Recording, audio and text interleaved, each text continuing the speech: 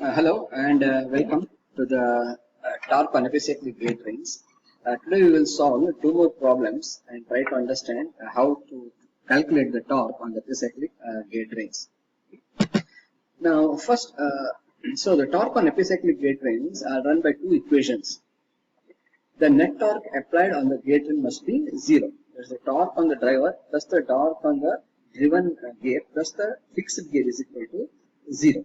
Also, the net kinetic energy dissipated by the gate train must be zero. That is the product of torque into speed by the driver gear plus the torque into speed of the driven gear plus the torque into speed of the fixed gear is equal to zero. Now, when we talk about the fixed gear, we know that the pitch speed is zero. Hence, this element cancels out. Hence, we will have the expression torque into speed of the driver plus torque into speed of the driven is equal to zero. Now, let us solve the one problem. So, numerical number 11. In the epicyclic gate train shown, the wheel has 14 teeth and the fixed annular wheel C has 100 teeth. The ratio of number of teeth on E and D is 98:41. If 2 kilowatt at 1200 rpm is applied to wheel A, determine the speed and sense of rotation of wheel E. Also find the fixing torque required at wheel C. Okay. So this is the gate train arrangement. So we know that A is the central gear, the sun, and BC is the compound gear, whereas gear B is in mesh with or drives gear C, and D is in mesh with the gear E, and hence it drives it. Okay. Now the power input is given if 2 kilowatt at 1200 rpm is supplied to the wheel A. So the power input is given to the gear A, okay, and wheel gear C is fixed. Gear C is fixed.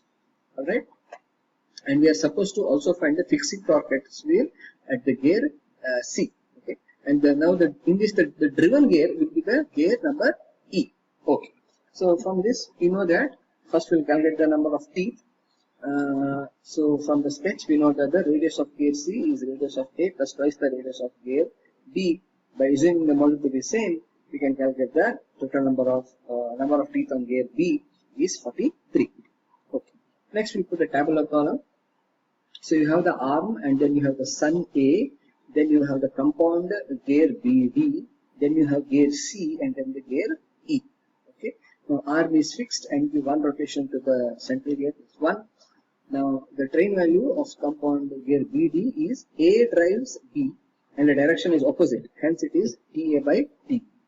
Next, for the gear C, A drives B, B drives C. Okay. Hence the train value is minus TA by TC because the direction is opposite. Alright, now the direction of gear C is opposite to that of A, hence it is minus.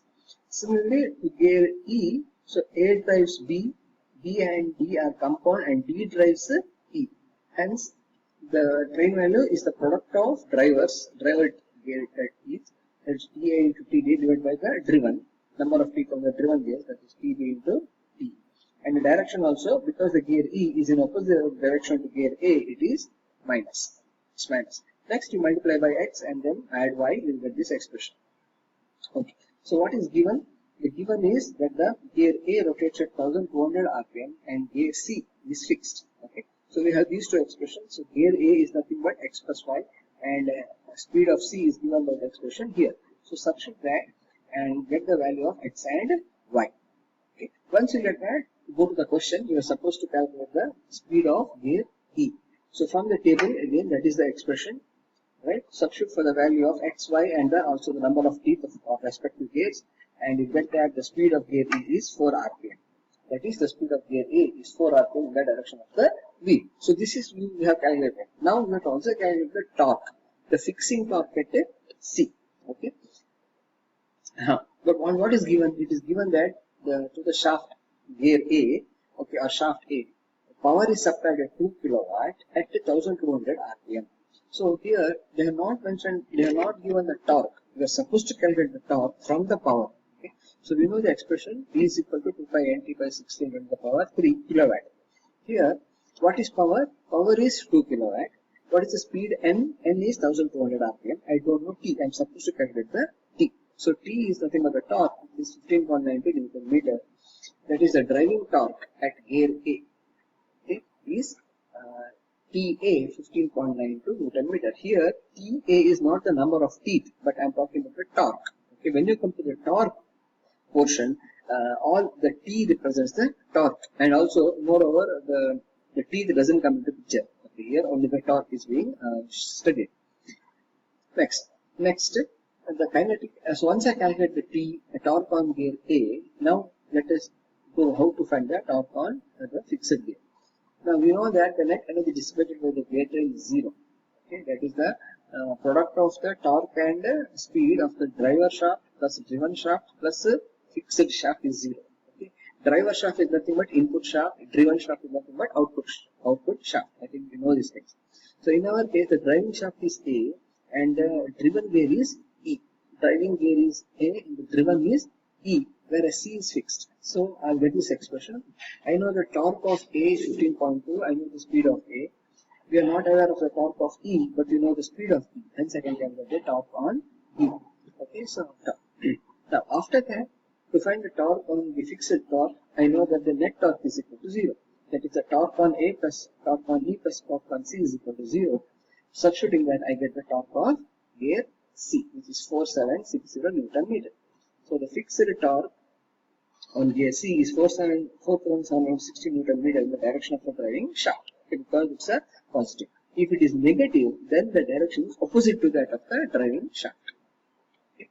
So again, go through this problem one more time. It's very interesting, and they will ask such questions. Okay. So let us solve the last one. Numerical 12. In the epicyclic drive train, the arm A is fixed to the shaft S. Wheel B having 80 teeth rotates freely on the shaft S, and wheel F with 120 teeth is separately driven. If A receives 10 kW at 200 rpm and F rotates at 100 rpm in the same direction, determine the teeth on gear C, speed of gear B, and torque on gear B. Okay, so all these things, but first we will go step by step. We know that the first thing we should do is, do we know the number of teeth on all the gears? If not, calculate that. Next, put the tabular column. Okay, we will go in the same direction. Okay, so gear or number of teeth on gear C is not known. So hence, from the sketch, we can calculate the radius of F. Gear F is nothing but radius of gear B plus twice the radius of gear C. Okay, see here the sun gear. This is the sun gear is the B. A is the arm and S is the shaft that arm is keyed on. Okay, then you have gear C and gear F is the external gear, or not external, internal gear or the ring gear. Okay, fine. So once you have that, we'll put the tabular column. Now gear C I have taken it as only one because it's a similar gear. Gear C is the same gear here and here. Number of teeth is the 20 each. So I have not put that. Only one gear we have put. Okay. So you put the tabular column and then let us go to the. Okay. Then add, multiply by x and add y. Okay. Next, speed of the arm A is 200. Okay. And the speed of gear F is 100. This is what is given. So arm is what? Y. What is F expression for F? This one.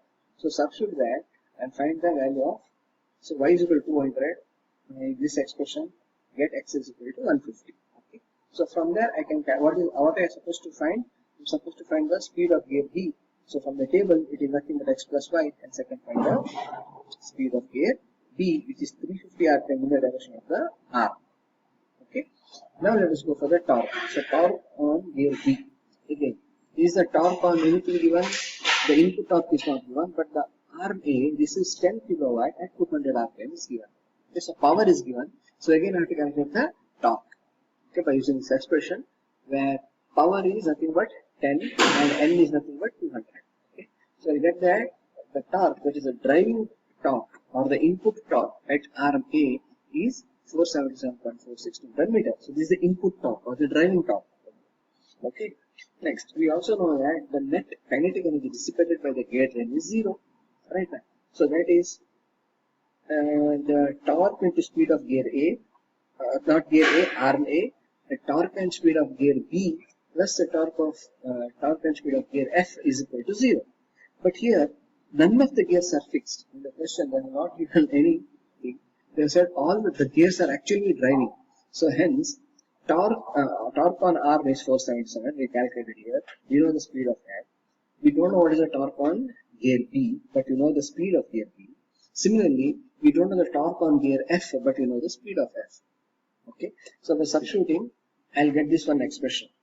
This is a large number, so you divide by 100, I'll get that 3.5 into torque on B plus torque on F is equal to minus 994.92. Now here, this TB and TF are all torque, not the number of teeth. Okay, I'll repeat again. When you come to the torque, now it is the torque TA.